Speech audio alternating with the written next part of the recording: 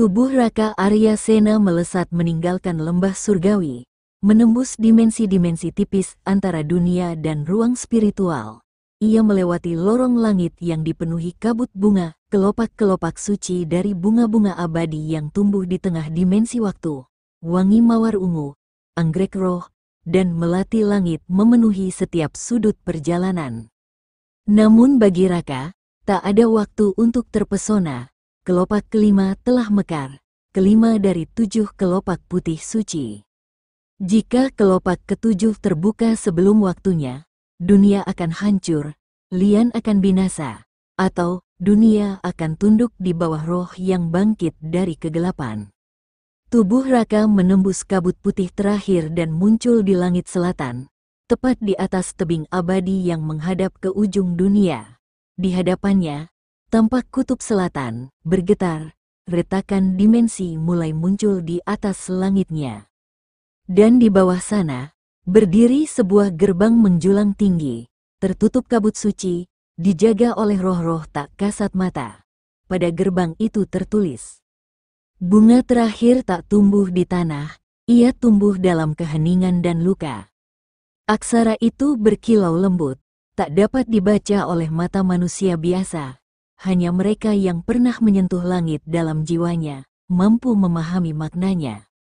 Para tetua dalam putih, saat kaki Raka menyentuh pelataran teratai, puluhan sosok berpakaian putih telah berdiri di sana. Mereka adalah tetua suci, penjaga inti dari sekte teratai putih. Di punggung jubah mereka, terpatri lambang teratai bermata 3, lambang kekuatan dan pencerahan. Mereka semua langsung berlutut serempak saat aura Raka menyapu halaman. Semoga Sang Mahadewa memberkati roh langit. Semoga penjaga terakhir dari garis langit menyelamatkan cahaya terakhir dunia. Ujar mereka serempak dalam bahasa kuno. Di antara mereka, Raka melihat mata-mata yang penuh luka, penuh harap, seolah mereka telah menunggu kedatangannya selama puluhan tahun. Bab Ruang api dan es. Raka diantar ke dalam sebuah lorong batu panjang yang menurun ke kedalaman bumi. Dinding-dindingnya terukir gambar kelopak bunga mekar, mulai dari 1 kelopak hingga 7, dan yang ke-7 tampak bercahaya merah darah, pertanda kehancuran jika mekar sebelum waktunya. Lorong itu membawanya ke ruang terdalam, ruang api roh. Saat pintu terbuka, hembusan panas menyergap tubuhnya. Api menyala abadi dari 5 tungku suci yang mengelilingi ruangan. Namun pusat ruanganlah yang mencengangkan. Sang Guru Agung Sekte Teratai Putih, sosok tertua, tertinggi, dan tersuci dalam sejarah sekte, terbaring di atas tungku menyala, namun tubuhnya membeku seperti mayat es. Tubuhnya berkilau seperti kristal es abadi. Padahal api di bawahnya tak pernah padam selama 300 tahun terakhir. Raka mendekat, perlahan, dan saat ia menjamah tangan Sang Guru Agung, hatinya bergetar. Dingin, bahkan lebih dingin dari kematian.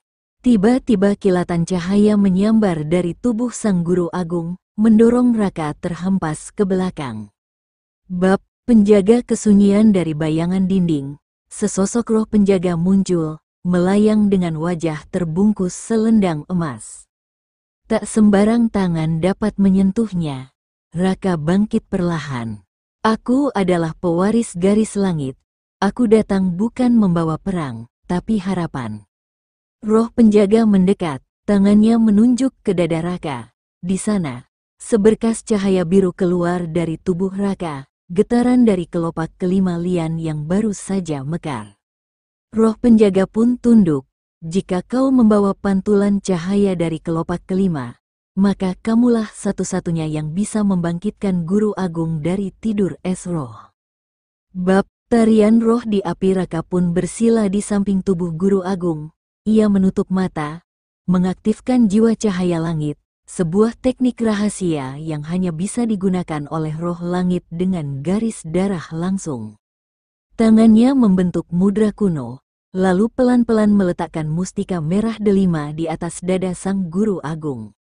Tiba-tiba, bara api di sekeliling mereka padam. Namun es yang membungkus tubuh sang guru mulai retak, dan dari sela-sela kristal es itu, keluar asap putih, lalu suara. Roh langit, kau kembali tepat waktu.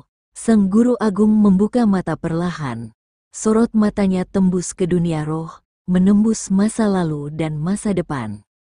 Kutub Selatan, keseimbangan, kau harus melindungi bunga ketujuh, sebelum ia mekar dari luka. Raka pun bangkit, tubuh sang guru agung belum sepenuhnya pulih, namun jiwanya telah kembali. Waktu mereka tak banyak, guru, ujar Raka. Aku harus membawa Lian ke kuil cahaya sebelum kelopak ketujuh tumbuh dari amarah. Sang guru mengangguk lemah. Pergilah, roh langit, dan bersiaplah. Karena kelopak ketujuh bukan hanya tentang Lian, tapi tentangmu juga. Tentang siapa kau sebelum dunia ini. Raka pun menghilang, melesat ke langit. Namun kini, dalam hatinya, ada bisikan halus, suara asing namun familiar. Eiralis, segelmu akan pecah. Dan saat itu tiba, kau harus memilih dunia ini atau dia. Kembali ke kuil cahaya senyap.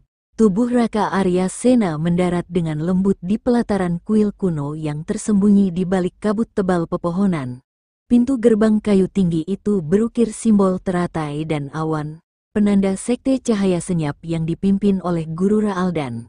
Meski ia telah menapaknya berkali-kali, setiap kedatangannya selalu disambut nuansa sunyi penuh hikmat. Begitu Raka menjejakkan kaki, seorang penjaga langit berseragam putih keperakan melangkah maju dan membungkuk dalam. Salam, sang penjaga langit, ucapnya pelan, namun bergema di antara tiang-tiang batu. Raka menunduk hormat, aku kembali untuk menjemput Lian. Penjaga itu mengangguk, wajahnya tenang namun penuh rasa hormat. Tuan Raka, Lian kini berada di alam roh, ditemani Guru Raaldan. Di sana, ia tengah menapaki jalan pengenalan diri, menguasai setiap kelopak teratai dalam jiwanya. Raka mengepalkan tangan ringan. Aku mengerti.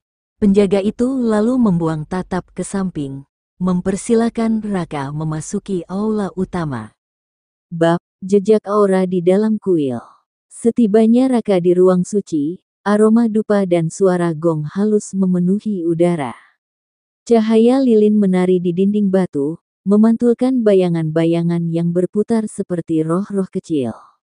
Di tengah aula, Lian dan Guru Raaldan duduk bersila, mata tertutup, napas tertata. Raka mendekat dengan langkah ringan, namun rasa haru dan khawatir beradu di dadanya. Ia menatap lengan Lian, 4 kelopak teratai putih telah mekar. Kelima kini bersiap muncul. Jika tidak segera dibimbing, kelopak berikutnya bisa meledak dalam roh Lian, menjerumuskannya ke jurang kekosongan. Raaldan perlahan membuka mata. Tatapannya teduh, namun tajam. Ia mengangguk hormat pada Raka. Selamat datang, cahaya langit, ucapnya. Perjalanan roh Lian sudah cukup jauh. Kini saatnya engkau memasuki alam bayang teratai untuk menjemputnya. Raka menunduk, ia tahu. Melewati batas antara dunia fana dan roh bukan sekadar menyeberang, ia harus siap menghadapi bayangan masa lalu, ilusi teratai, hingga suara-suara yang menjerat jiwa. Bab, gerbang alam bayang teratai Raaldan bangkit dan melangkah ke depannya, menanamkan ujung tongkatnya pada lantai batu. Cahaya putih memancar dari ukiran teratai di aula, membentuk lingkaran bercahaya di tanah. Darang, darang, darang, dengan restu langit dan lotus abadi, aku buka gerbang sang teratai roh. Dalam dentingan mantra yang bergaung, lantai kayu berderit, lalu terbelah. Di bawahnya terbuka pusaran kabut perak, menganga seperti mulut dunia lain. Dari pusaran itu, harum bunga teratai menembus indera. Raka menarik napas dalam, lalu melangkah ke dalam lingkaran. Seketika, tubuhnya tertelan kabut perak, dan pandangan dunia fana menghilang. Bab, alam bayang teratai Raka muncul di hamparan danau keabadian. Airnya jernih, seperti kaca hitam yang memantulkan langit ungu. Di sekeliling, ribuan bunga teratai bermekaran di permukaan air, berkelip oleh cahaya bintang dari atas. Namun di kejauhan, sebuah bayang teratai raksasa melayang, 3 kelopak terbuka perlahan, melepaskan getar halus yang mengguncang udara. Di atas permukaan danau, tampak sebuah tanah terapung, tempat di sanalah Raaldan dan Lian menunggu. Raka berjalan di atas air bagai melangkah di atas batu. Setiap langkahnya menimbulkan riak cahaya. Bab pencarian sang jiwa di tanah terapung. Lian duduk bersila, namun badannya bergetar halus, dan kulitnya memancarkan cahaya putih pucat. Di sampingnya, Raaldan mengawasi, tangannya memegang kitab lotus kuno. Raka mendekat, namun sebelum sempat mengulurkan tangan, suara beragam gema terdengar dari danau. Siapa yang mengganggu kedamaian roh? Siapa yang berani memasuki alam suci ini? Raka menegakkan badan. Ia tahu, suara-suara itu adalah bayangan ketakutan Lian, keraguan Raaldan, dan bisikan roh dunia yang menunggu keseimbangan dikembalikan. Dengan rendah hati, Raka menunduk, lalu bersuara. Aku adalah Raka Arya Sena, roh langit yang datang menjemput putri teratai putih. Bolehkah aku membawa Lian kembali? Sebentar, keheningan membeku, lalu getaran lembut berhembus dari teratai raksasa di kejauhan.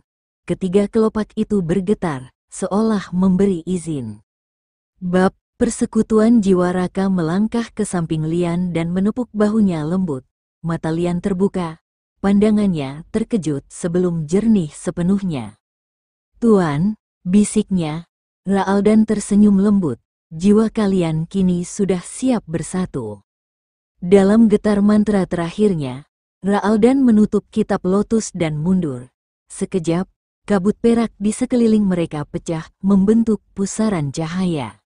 Raka menggenggam lengan Lian, bersama mereka melangkah ke pusaran itu.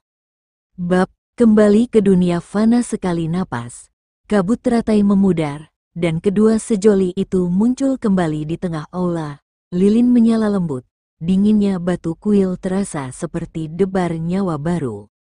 Lian terjatuh ke lutut, napasnya berat, namun matanya berbinar. Ia memandang Raka dengan kesadaran baru. Semua terasa jelas sekarang, ucapnya pelan. Raka mengulurkan tangan menahan Lian, senyum tipis di bibirnya. Kelopak kelima telah kau sadari. Sekarang, waktumu untuk memimpin tunas terakhir. Di tengah keheningan, Guru Raaldan bangkit menghampiri. Perjalanan selanjutnya adalah persiapan untuk kelopak keenam, ujarnya. Kelopak terakhir akan menunggu kalian di kuil tertinggi, di puncak gunung cahaya malam. Malam di luar kuil telah turun, namun kalbu para pendekar menyala terang. Bersama, mereka menatap ke arah jalan batu yang menanjak, menuju puncak di antara bintang.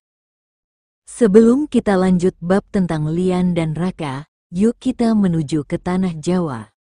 Waktu suci di lembah cahaya senja merunduk di balik pegunungan Jawa Tengah, mewarnai langit dengan semburat jingga dan ungu. Di kaki bukit yang dipenuhi ratusan teratai air, terbentang lembah cahaya, tempat suci yang diyakini memancarkan berkat para leluhur. Lautan penduduk Ardana berkumpul rapi di sepanjang jalur setapak, membawa persembahan 100 kambing jantan sebagai wujud syukur dan permohonan restu. 1. Kerumunan Ardana gemericik air teratai berpadu dengan nyanyian doa ribuan suara. Wanita dan pria berhias kain batik, membawa tiap seekor kambing dengan tali anyaman tali rotan. Ada tawar yang di wajah beberapa anak. Mereka tahu, saat malam tiba, mereka akan berjumpa dengan Raja Dharmawijaya dan Permaisuri Indrani, pemimpin Ardana yang keberkahan pemerintahannya bermuara dari rahmat lembah cahaya. 2. Upacara Raja dan Permaisuri di altar batu besar di tengah lembah. Raja Dharmawijaya, berpakaian kebesaran sutra keemasan, membentangkan kedua tangannya ke arah barisan teratai. Di sisinya, Permaisuri Indrani mengenakan kebaya putih berbordir perak, melantunkan kidung pengantar malam suci.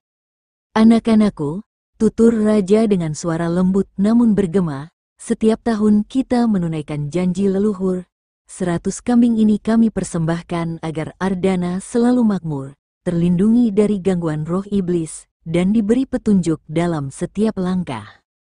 Permaisuri Indrani mengangguk, lalu menaburkan segenggam pasir suci ke permukaan air teratai, menciptakan riak kecil yang berkembang menjadi pusaran cahaya putih. 3. Suara warga setelah ritual utama usai, Raja membuka kesempatan bagi warga untuk menyampaikan keluh kesah dan harapan.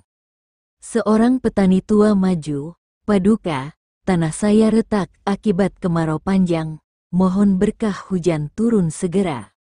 Permaisuri menatap lembut, lalu Raja membisikkan sesuatu ke telinga Imam Lembah Cahaya.